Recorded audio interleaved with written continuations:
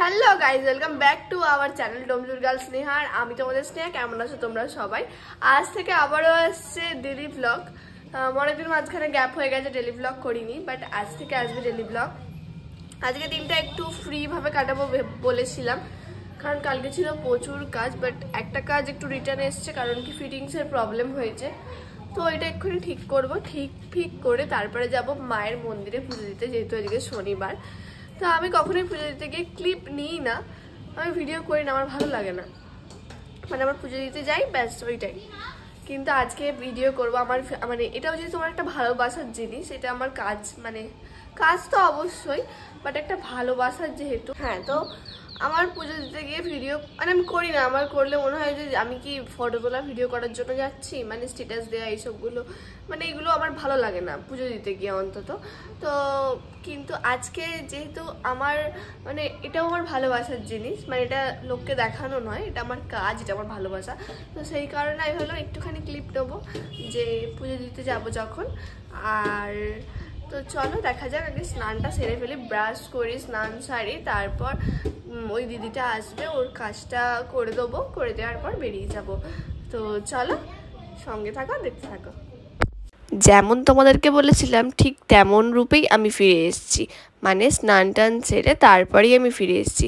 আর আমি একটা কথা ভাবলাম যে আমি যেহেতু ডোমজুরটাকে প্রমোট করি, ডোমজুর হচ্ছে আমার শহর, তো ডোমজুরের যেটুকু সুন্দর সুন্দর স্থান আছে সেখানেও নিয়ে যাওয়া আমার দায়িত্ব। তাই ভাবলাম যে আজ যেহেতু একটা সুন্দর জায়গায় পুজো দিতে যাচ্ছি, তাহলে সেই সুন্দর স্থানটি তোমাদের সাথেও ভাগ করে নিই। আর এই হচ্ছে আমাদের দফলপুরের মা, দফলপুর মনসাতলা।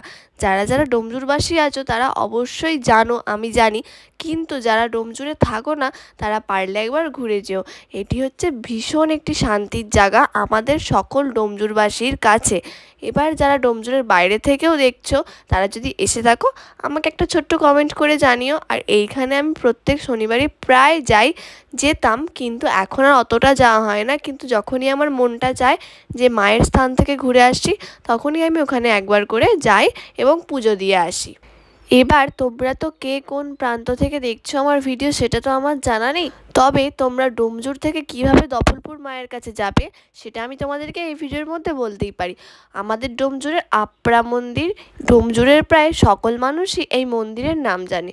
এই মন্দিরের কাছে থাকে অনেক টোটো, এখান থেকে টোটোওয়ালাকে বললেই হবে যে দফলপুর মনসাতলার মায়ের মন্দিরে যাব, তো তোমাকে একদমই মনসাতলা মায়ের মন্দিরের সামনে নামিয়ে দেবে।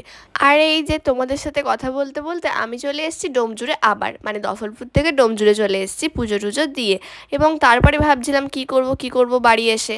আজকে যেহেতু কাজ ছিল না, বলেইছিলাম যে আজকের দিনটা ফ্রি থাকবো, তো মায়ের মন্দিরে গিয়েছিলাম পুজো দিতে। এবার ভাবছি যে একটু স্কিন কেয়ার করবো। অনেক কটা স্কিন কেয়ার প্রোডাক্ট অর্ডার করেছিলাম, কিন্তু কিচ্ছু করা হয় না, কারণ শরীর অসুস্থ হয়ে গেছিলো, কাজও করাচ্ছিল তাই জন্য হয়নি।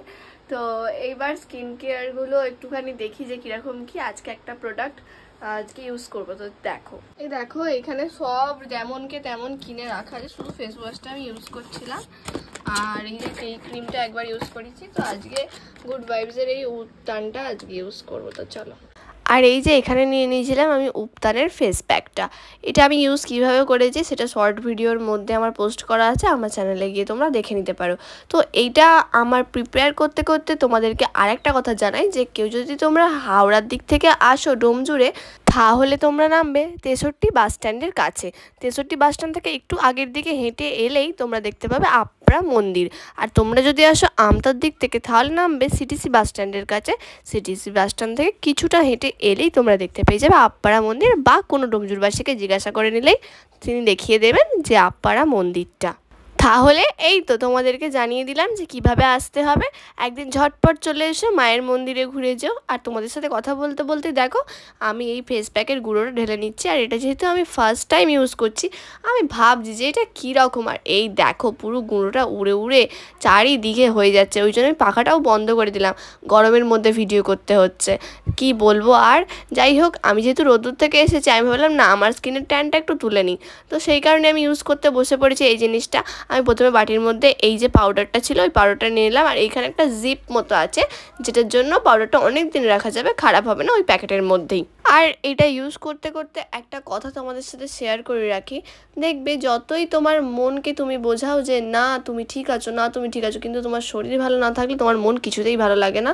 কিন্তু শরীরটা যখন একটু ভালো হয়ে যায় তখন মনে হয় যে না আমি এটা করবো, আমি ওটা করবো। সেম হয়েছে আমার সাথে। কারণ কি, আমার কদিন শরীরটা খারাপ ছিল, তো আমি ভাবছিলাম যে না আর কিচ্ছু করবো না, কেন কিনলাম এগুলো।